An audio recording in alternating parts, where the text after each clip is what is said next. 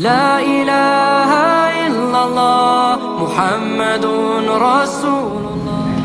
السلام عليكم ورحمة الله وبركاته.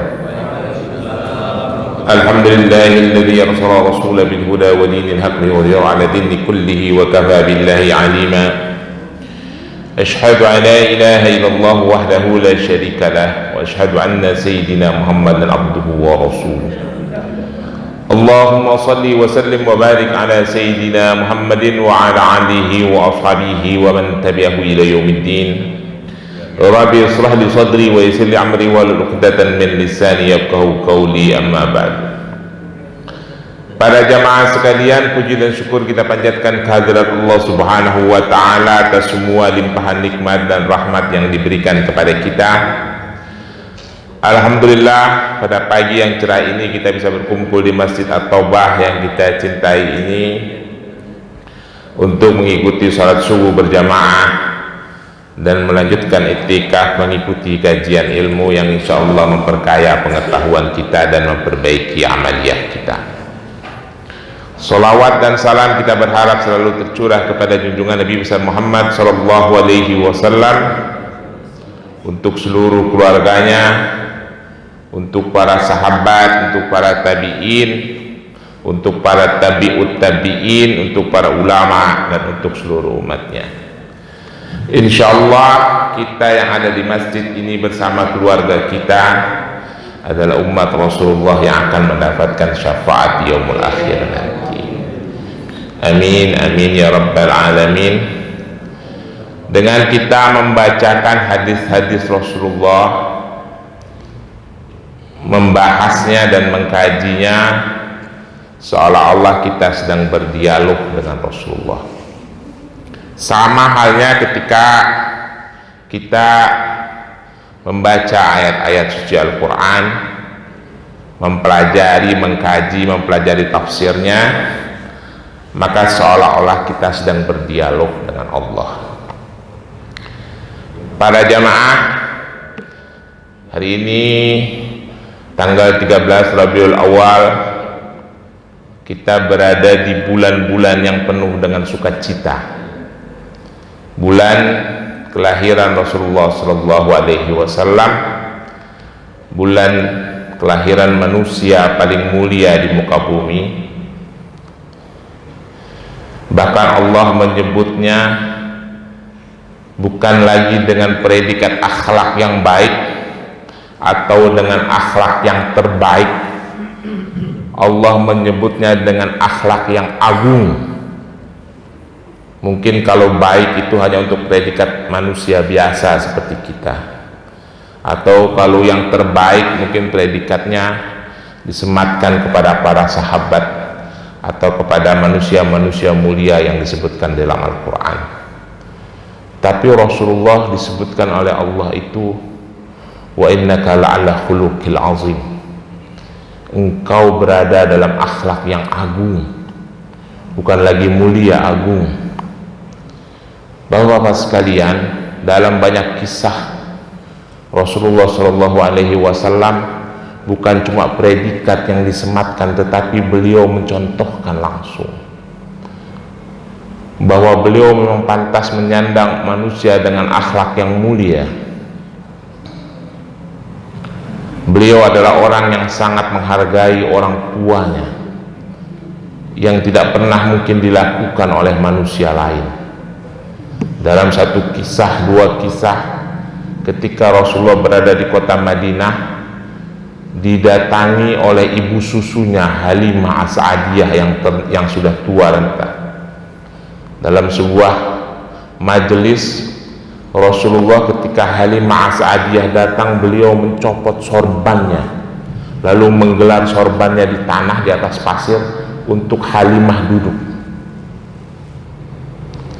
Dalam satu waktu lagi yang berbeda, Rasulullah sedang memimpin taklim, lalu karena rumahnya Rasulullah itu menyatu dengan masjid, sedang memimpin taklim di masjid, Halimah datang mengunjungi Rasulullah. Rasulullah langsung berhenti, beliau berdiri sampai Halimah selesai melintas, beliau duduk lagi. Kira-kira ustadz zaman sekarang ada tidak Pak? Saya misalnya lagi mimpin taklim, ibu saya datang melintas. Kira-kira bapak akan melihat saya berhenti apa tidak? Lalu saya berdiri? Belum tentu, Pak. Jangankan kelas saya, kelas ustadz kampung, ustadz-ustadz yang lain juga belum tentu. Rasulullah berhenti, berdiri sampai Halimah As-Sa'diyah lewat, selesai, masuk ke gurbahnya Rasulullah, baru duduk lagi, mulai lagi. Para sahabat bertanya, siapa itu Rasulullah? Engkau begitu menghormati dan memuliakannya. Rasulullah bilang, dia adalah ibu setelah ibuku. Bukan ibu kandung itu, cuma ibu susu. Bagaimana kalau ibu kandung? Sampai buka sorban untuk diduduki sama Halimah As-Sa'diyah. Rasulullah itu adalah orang yang sangat memuliakan anak kecil. Dalam satu waktu ada perjamuan makan Rasulullah dengan para sahabat. Rasulullah makan dengan para sahabat seperti kita sedang makan di pinggiran masjid. Datang Anas bin Malik. Anas bin Malik itu kan sahabat sogir disebut, karena sejak dia umur 5 tahun diserahkan oleh orang tuanya kepada Rasulullah untuk melayani Rasulullah. Lalu Rasulullah memanggil, wahai gulam, sini anakku, duduk di sini.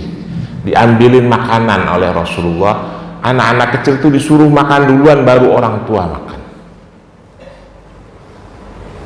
Dan Rasulullah itu selalu ketika beliau melintas di kota Madinah, dia menghampiri anak-anak kecil yang sedang main untuk tersenyum dan menghibur anak-anak itu. Rasulullah itu adalah orang yang mempercepat sholatnya ketika dia mendengar anak kecil menangis. Jadi ketika beliau sedang sholat memimpin, ada suara anak kecil menangis, dipercepat sholatnya dengan tetap tumakninah untuk mengetahui kenapa anak kecil itu menangis.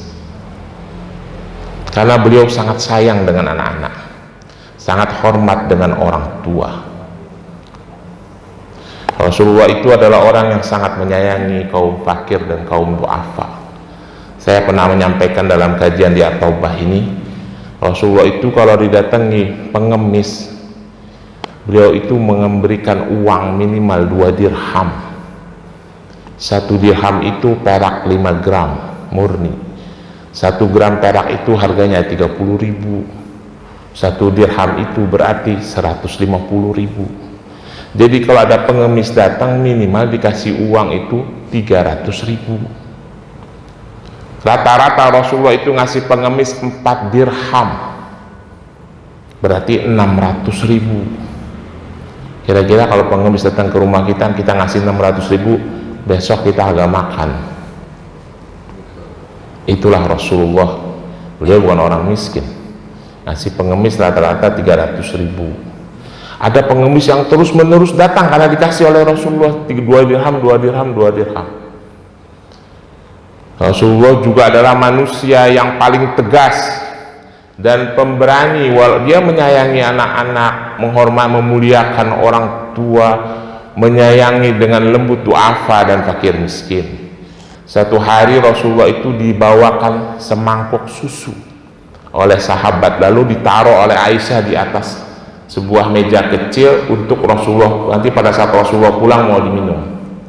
Tapi begitu dia sampai di rumah masjid, Ahlus Sufa, saya pernah cerita tentang Ahlus Sufa ya dulu, itu pada lapar, belum makan. Koordinator Ahlus Sufa Abu Hurairah menghadap kepada Rasulullah, ya Rasulullah, para Ahlus Sufa belum makan. Karena memang Rasulullah itu yang utama menyantuni Ahlus Sufa, orang yang utama menyantuni Ahlus Sufa. Coba aku lihat di rumah ada makanan apa enggak. Dia belum sampai rumah, belum masuk kurban, baru nyampe masjid. Ternyata begitu masuk ada semangkok susu. Susu ini dari mana? Tanya ke Aisyah. Dari sahabat fulan untukmu. Panggil Abu Hurairah. Abu Hurairah panggil. Itu ada susu, ambil minum, kasih Ahlus Sufa. Beliau tidak minum sama sekali. Lalu diminum oleh sahabat-sahabat Ahlus Sufa yang perutnya lapar. Itulah akhlak Rasulullah. Makanya Allah menyebut akhlaknya bukan lagi mulia tapi agung. Karena agungnya akhlak Rasulullah, Umar bin Khattab yang gagah perkasa, yang ditakuti oleh orang-orang Quraisy. Umar itu sejak muda pekerjaannya berantem, karena di kebiasaan Quraisy itu ada kegiatan lomba berkelahi, adu fisik, dan Umar tidak pernah kalah. Ketika Umar masuk Islam, ditepuk punggungnya oleh Rasulullah, semoga engkau menjadi penjaga agama ini. Umar langsung tunduk kepada beliau. Ketika Rasulullah dikabarkan wafat, Umar itu marah luar biasa sampai cabut pedang. Dia bilang, aku akan menebas leher setiap orang yang mengatakan kalau Rasulullah wafat. Karena beliau tidak mau menerima Rasulullah wafat, saking cintanya kepada Rasulullah. Lalu dinasihati oleh Abu Bakar, sudahlah Umar, semua orang yang akan mati, Rasulullah pun akan mati. Barulah Umar diam. Amr bin As, musuh Rasulullah, panglima perang yang gagah dan orang yang pemberani dari suku Quraisy, setelah dia masuk Islam, menjelang wafatnya dia bilang, aku tidak pernah berani menatap wajah Rasulullah karena begitu agung dan lembutnya beliau. Amr bin As bilang seperti itu.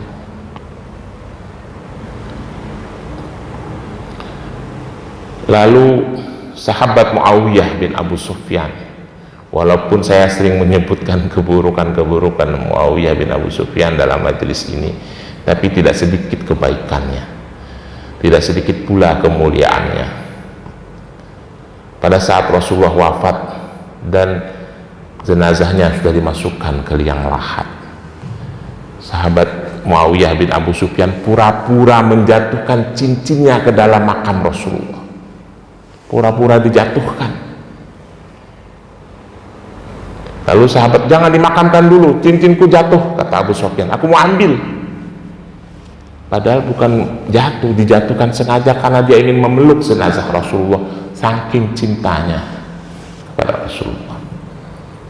Masih banyak lagi ratusan ribuan kisah yang kalau dibacakan tidak ada habis-habisnya untuk kita teladani bersama. Maka dari itu, para jamaah sekalian, saya bingung kalau sampai ada orang Islam yang menentang kegiatan membacakan kisah-kisah Rasulullah, kemuliaan-kemuliaan Rasulullah di bulan-bulan kelahirannya. Tentu kita tidak merayakan maulidnya, tidak merayakan hari ulang tahunnya Rasul. Kita membacakan kisah-kisah kebaikannya yang menjadi teladan umat Islam, momennya pas di bulan kelahirannya, tidak juga di harinya yang tepat. Itu tidak ada salahnya, tidak melanggar hukum Islam. Karena itu perwujudan rindu umatnya kepada beliau. Para jamaah sekalian, ada sebuah hadis, walaupun hadisnya hadis mursal ya, para ulama hadis mengatakan ini hadis mursal, karena hadis mursal itu termasuk hadis dhaif.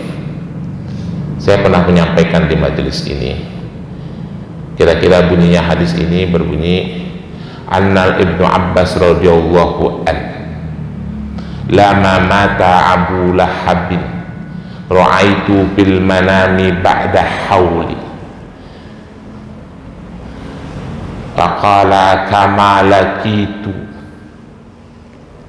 ba'dukum rohatan illa an azaba yukaffifu anni yaumul isnaini wa dhalika yaumul isnami sallallahu alaihi wasallam ulidan yaumu isnaini wa kana Suwaibah basyarat Abu Lahabin fa'ataqaha. Kira-kira artinya begini, Abdullah ibnu Abbas, sahabat Abdullah ibnu Abbas bermimpi setelah 1 tahun Abu Lahab meninggal.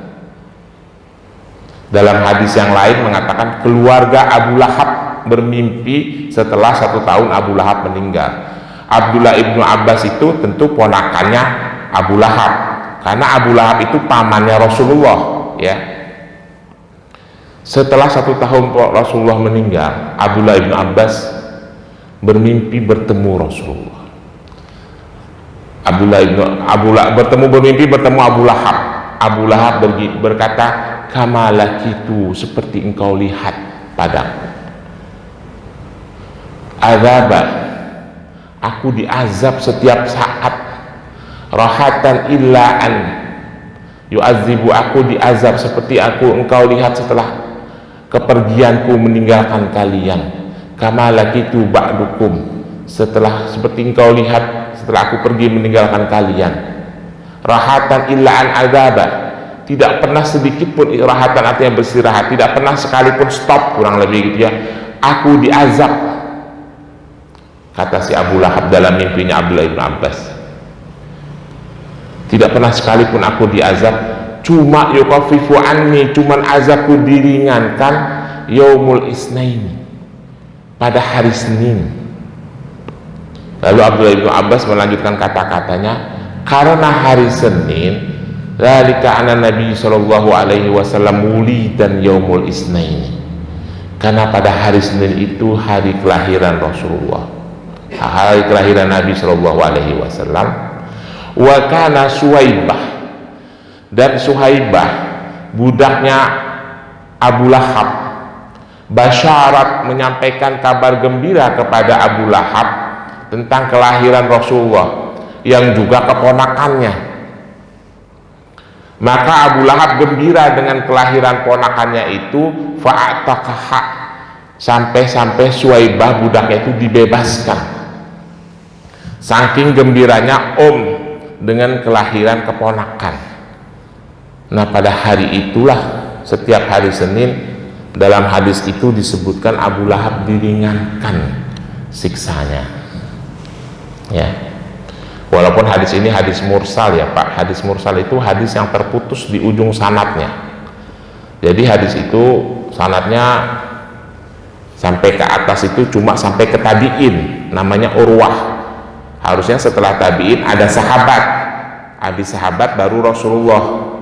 Ini ujungnya cuma Urwah. Menurut ahli hadis, tidak mungkin Rasulullah menyampaikan langsung didengar sama tabi'in, karena tabi'in itu tidak hidup semasa dengan Rasulullah. Begitu yang menyampaikan ulasan itu Ibnu Hajar Asqalani. Tapi Imam Syafi'i masih mengatakan, walau hadis mursal bisa saja dijadikan hujah selama ujung syaratnya itu adalah tabi'in senior, tabi'in tua. Nah, Urwah ini adalah tabi'in senior. Wallahu a'lam bishawab. Tapi sekalipun itu hadis mursal, yang pertama kali menyampaikan adalah tabi'in, orang yang hidupnya setelah sahabat, orang yang berguru kepada para sahabat dan sahabat berguru kepada Rasulullah, bukan ustadz-ustadz YouTube. Jadi kalau saya pribadi, Pak Ubay lebih percaya ustadz YouTube yang membid'ahkan maulid apa percaya Urwah? Ya saya percaya Urwah lah, Urwah tabi'in, mau ngapain saya percaya ustadz YouTube gitu ya, yang bid'ahin maulid. Nah, itu sih ustadz YouTube itu kelas saya, kalau berdebat masih saya ladenin gitu ya. Pada jamaah sekalian, maka tidak ada salahnya kita selalu mengenang, disebut-sebut berulang-ulang, mau disebut berapa puluh kali pun gak bakalan habis kisah-kisah Rasulullah untuk kita teladani. Tidak ada salahnya ya, untuk mengambil pelajaran hidup manusia paling mulia yang selalu kita rindukan. Mari ya, itu sekilas mengenai kisah Rasulullah, sepenggal, secuil aja. Masih banyak kisah. Nanti kalau Masjid At-Taubah ngadain maulid apa enggak ya? Nanti kalau Masjid At-Taubah ngadain maulid, pengurusnya ada nggak di sini? Kasih tahu sama ketua DKM-nya, cari ustadz yang paham benar tentang kisah-kisah Rasulullah untuk disampaikan kepada kita, untuk kita teladani, gitu ya. Baik, ada dua hadis yang akan kita bahas, yaitu di kitab hadis Sunan Ibnu Majah tentang bagaimana Rasulullah di keluarganya, di rumah tangganya. Hadisnya nomor 2333. Bismillahirrahmanirrahim. Hadatsana Abu Bakar ibnu Abi Syaibah, hadatsana Suraik ibnu Abdullah an Qais ibnu Wahab an rajulu min bani Su'ah qala qultu li Aisyah akhbirni an khuluqi Rasulullah sallallahu alaihi wasallam. Qalat awwama taqra'u Qur'an wa innaka la'alla khuluqil azim. Qalat kana Rasulullah sallallahu alaihi wasallam ma'a ashabihi fasana'tu lahu ta'aman wassana'at lahu Hafsah ta'aman. Qalat fasabaqatni Hafsah faqultu li jariyati intalaki fa'akfiya faqas'ataha fala fi haqtaha wa qad hamtu an tada'a baina yaday Rasulullah sallallahu alaihi wasallam fa'akfatha fakasarrat qas'atu wa tasyarat ta'am. Qalat fajama'aha Rasulullah sallallahu alaihi wasallam wa ma fiha min ta'amin ala nita'i fa'kulu thumma ba'asa bi qas'ati qadamaha ila Hafsah faqala khudhu dharfan makana dhurfikum wa kulu ma fiha. Qalat fama ra'aitu dzalika fi wajhi Rasulullah sallallahu alaihi wasallam. Pak, ini nanti saya terjemahin, saya jelasin ya Pak. Terus kita balik ke diri kita masing-masing, kira-kira kita bisa nerapin apa enggak Pak? Kalau saya udah mengatakan duluan kagak bisa, angkat tangan. Ini artinya begini kurang lebih. Meriwayatkan kepada kami Abu Bakar ibnu Abi Syaibah, meriwayatkan kepada kami Suraik ibnu Abdullah an Qais ibnu Wahab, dari Qais ibnu Wahab, an rajuli min bani Su'ah, ada laki-laki dari bani Su'ah. Qala, dia berkata, qultu li Aisyah, aku bertanya kepada Aisyah radhiyallahu anha ummul mukminin, akhbirni min khuluqi Rasulullah sallallahu alaihi wasallam, ceritakan kepadaku, kabarkan kepadaku tentang akhlak Rasulullah sallallahu alaihi wasallam. Qalat, Aisyah berkata, awwama taqra'ul Qur'an, memang kamu itu tidak baca Al-Qur'an, kok nanya akhlak Rasulullah kepada saya? Gitu kira-kira kata Aisyah begitu. Quran bilang begini, wa innaka la'alla khuluqil azim. Kata Al-Quran, Aisyah yang ngomong nih, sesungguhnya engkau berada pada akhlak yang agung. Surah Al-Qalam ayat 4. Qalat, lalu Aisyah melanjutkan ceritanya, kana Rasulullah sallallahu alaihi wasallam ma'a ashabihi. Nih contoh kira-kira begitu kata Aisyah kepada laki-laki tadi. Ada satu masa Rasulullah Shallallahu Alaihi Wasallam ma'a ashabihi, bersama sahabat-sahabatnya. Kira-kira Pak Victor lagi kumpul sama Pak Edi, Pak Gatot, Pak Abu dan lain-lain gitu ya, sama saya, Pak Lazwardi lagi kumpul bareng-bareng. Kira-kira ini contohnya biar gampang. Lagi kumpul sama sahabat-sahabatnya Rasulullah. Fasana'tu lahu ta'aman, aku, kata Aisyah radhiyallahu anha ummul mukminin, bermaksud membuat makanan buat Rasulullah dan para sahabat-sahabatnya. Atau contohnya saya aja lah, saya lagi kumpul dengan bapak-bapak, istri saya di rumah, bermaksud bikin makanan buat saya dan bapak-bapak sekalian. Wasana'at lahu Hafsah, aku dengar Hafsah juga bikin makanan juga buat suaminya yang lagi kongko-kongko ya. Jadi istri saya bikin makanan. Istri saya yang tua juga bikin makanan. Ini dua nih istrinya nih, dua. Rasulullah istrinya 11, tapi ini lagi dua ceritain bikin makanan.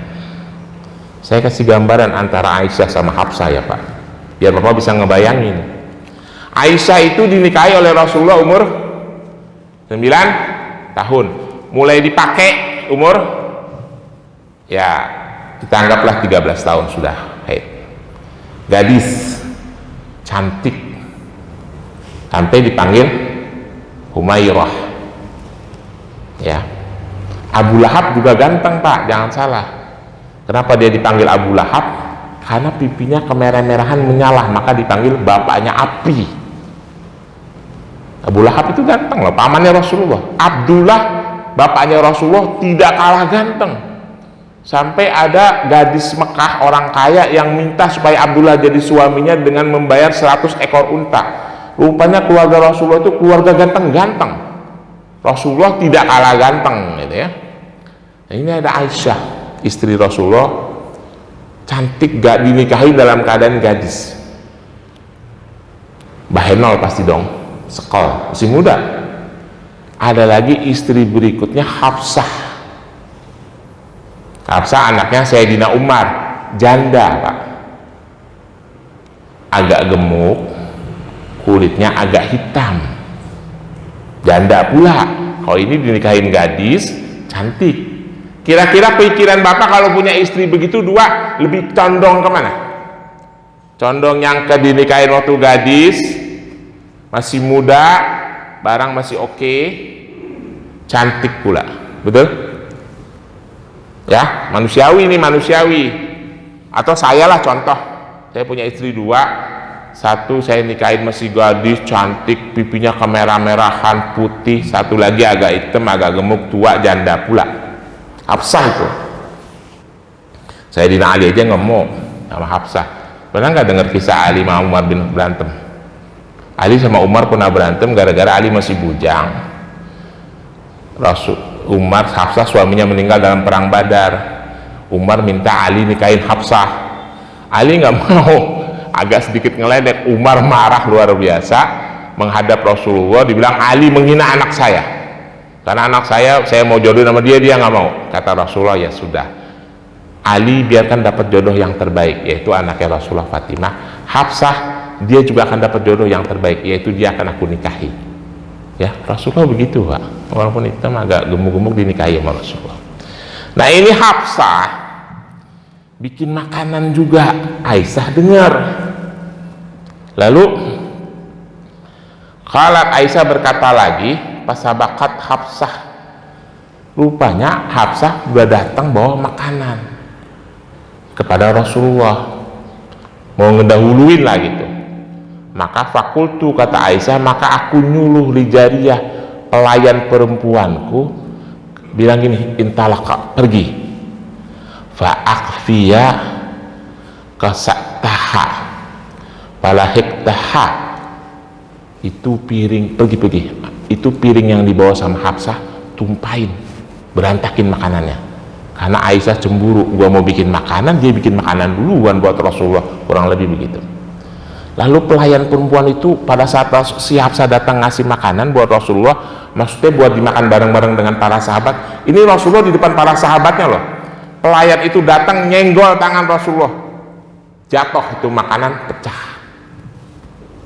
Kira-kira Pak Gatot kalau pembantunya di rumah lagi di depan saya, di depan yang lain-lain, datang yang lagi bawa makanan buat saya, pisang goreng gitu, kayak waktu itu minggu lalu, masih inget kan pisang goreng ngasih saya makan cuma satu, Pak Victor yang banyak.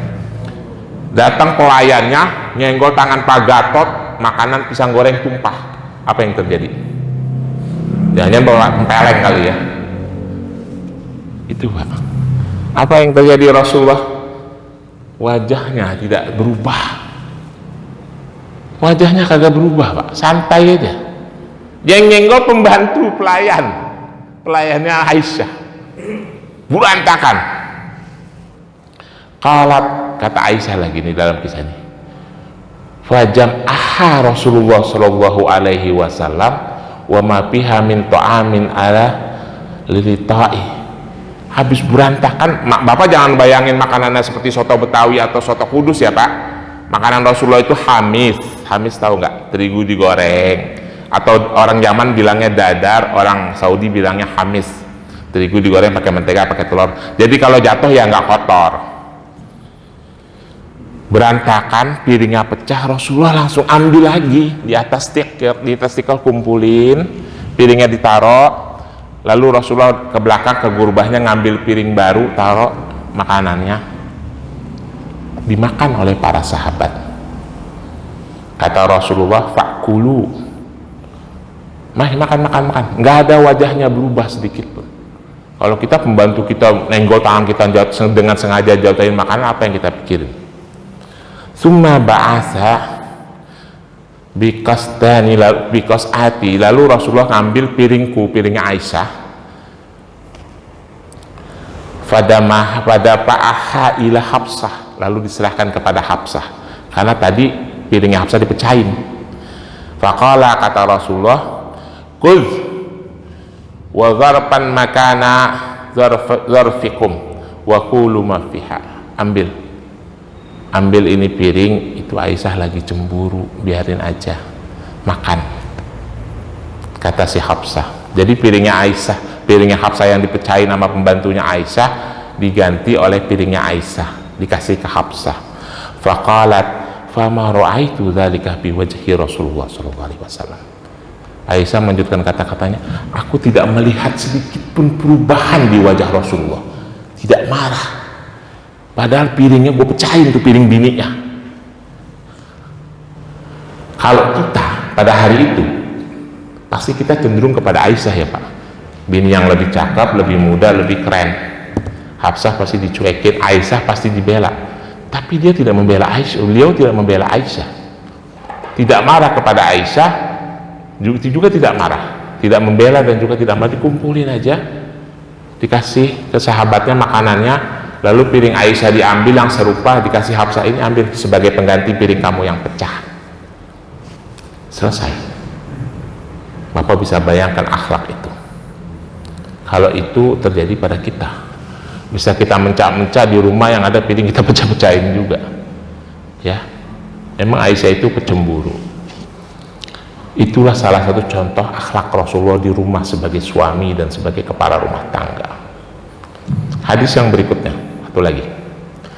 Bismillahirrahmanirrahim, hadis yang sama. Hadatsana Muhammad ibnu Musanna, hadatsana Khalid ibnu Harith, hadatsana Humaid ibnu Anas ibnu Malik qala, kana Nabi sallallahu alaihi wasallam inda ihda ummahatil mu'minin fa arsalat ukhra biqas'atin fiha ta'amun fadarabat yada Rasulullah sallallahu alaihi wasallam fasaqattat qasmatu fadkasarat fa akhadha Rasulullah sallallahu alaihi wasallam kisrataini fadama ihdahuma ilal ukhra faja'ala yajma'u fiha ta'amun wa yaqulu gharat umukum kullu fa'kulu hatta ja'at biqas'atiha allati fi yatiha fadafa'a qas'atun sahihatu ila Rasulullah sallallahu alaihi wasallam wa tara maksuratu fi baitil lati kasrataha. Jadi ini kurang lebih artinya sama, kira-kira artinya begini. Meriwayatkan kepada kami Muhammad ibnu Musanna, meriwayatkan kepada kami Khalid ibnu Haris, meriwayatkan kepada kami Humaid an Anas ibnu Malik, dari Anas ibnu Malik. Anas ibnu Malik berkata, Anas bin Malik itu yang tadi saya sebut namanya, anak kecil sahabat Rasulullah, pelayan Rasulullah. Karena Nabi sallallahu alaihi wasallam inda ihda ummahatimul mu'minin, satu hari Rasulullah sallallahu alaihi wasallam ada bersama salah satu istrinya, cuma tidak disebut ini, ummahatil mu'minin, istrinya istri Rasulullah. Fa'arsalat ukhra, maka mengirim salah satu istrinya yang lain, because atin fiha ta'amun, satu piring yang isinya makanan. Mungkin isinya saya, tapi di sini istrinya tidak disebut, mungkin Aisyah juga. Fadarabat yada Rasulullah sallallahu alaihi wasallam. Jadi si istri yang satu itu yang tidak ngirim makanan cemburu. Itu makanan lagi dipegang sama Rasulullah, tangannya Rasulullah ditepak, buak, jatuh itu piring, pecah, makanannya tumpah. Makanan yang tadi tuh hamis. Bapak bayangin lagi deh Pak, kira-kira kita lagi megang makanan nih Pak. Kira-kira kita lagi megang gorengan Agus di piring, bini kita cemburu, tangan kita ditepok sampai itu jatuh itu piring sampai pecah. Itu bakwan sama tahu isi pada berantakan. Kira-kira apa yang kita lakukan hari itu, saat itu Pak? Muka kita berubah jadi apa itu? Kalau bini kita melakukan seperti itu, istri kita ditepak tangannya Rasulullah. Pasaqatat qas'atun fankasarat, maka piringnya pecah, berantakan. Fa'akhadha Rasulullah sallallahu alaihi wasallam kisrataini, tapi begitu jatuh Rasulullah tidak marah, piringnya pecah dua, diambil aja sendiri sama Rasulullah, dikumpulin lagi. Fadama ihdahuma ilal ukhra, lalu piring yang pecah itu diambil, ditaruh, dikasih ditaruh, disimpan piring yang pecah itu. Faja'ala yajma'u fiha ta'amun, lalu makanannya dikumpulin. Wa yaqulu, Rasulullah berkata, gharat ummakum, sambil senyum Rasulullah bilang, ibumu sedang cemburu. Jadi Rasulullah itu membiasakan menyebut istrinya itu kepada para sahabat ummukum. Jadi kita memanggilnya ummul mukminin, ibu orang-orang beriman, karena Rasulullah membiasakan itu. Ibumu sedang cemburu, udah biarin aja, tidak marah Pak. Kulu udah makan nih kepada apa sahabat, biarin aja, ibu kalian sedang cemburu, udah nggak usah dipikirin. Rasulullah ditepok tangannya di tengah para sahabat, makanannya jatuh, lalu Rasulullah ngambilin sendiri, kasih makan ke para sahabat, cuma bilang, ibu kalian sedang cemburu, biarkan aja, ayo makan. Ya, Rasulullah tidak pernah marah sedikit pun. Lalu makan piring yang baru, yang pecah udah tinggal di rumah, piring yang baru dikasih ke istrinya yang piringnya dipecahin oleh salah satu istrinya itu. Dan wajah Rasulullah tidak berubah. Itulah contoh akhlak Rasulullah sebagai suami, sebagai pemimpin di rumah tangga. Tentu berat bagi kita untuk mengikuti, tapi minimal kita bisa mengetahui. Kalau bisa kita meniru, ya kalaupun tidak bisa meniru, kalau 100% rasanya tidak mungkin ya, 20% aja udah bagus kita bisa meniru akhlak Rasulullah. Bapak-bapak sekalian, itulah dalam rangka bulan kelahiran Rasulullah, kisah-kisah Rasulullah. Itu baru kisah terhadap istrinya, belum kisah terhadap saudara-saudaranya, belum kisah terhadap sahabat-sahabatnya, belum kisah terhadap anak-anak, masih belum kisah terhadap musuh-musuhnya. Bagaimana akhlak Rasulullah. Demikian kisah hadis Rasulullah yang kita ulas dan kita bahas, mudah-mudahan dapat memberikan pelajaran bagi kita bersama. Ada yang ingin ditanyakan, saya persilahkan. Ada yang mau ditanyakan? Kalau tidak ada kita tutup. Billahi taufiq wal hidayah. Wassalamualaikum warahmatullahi wabarakatuh.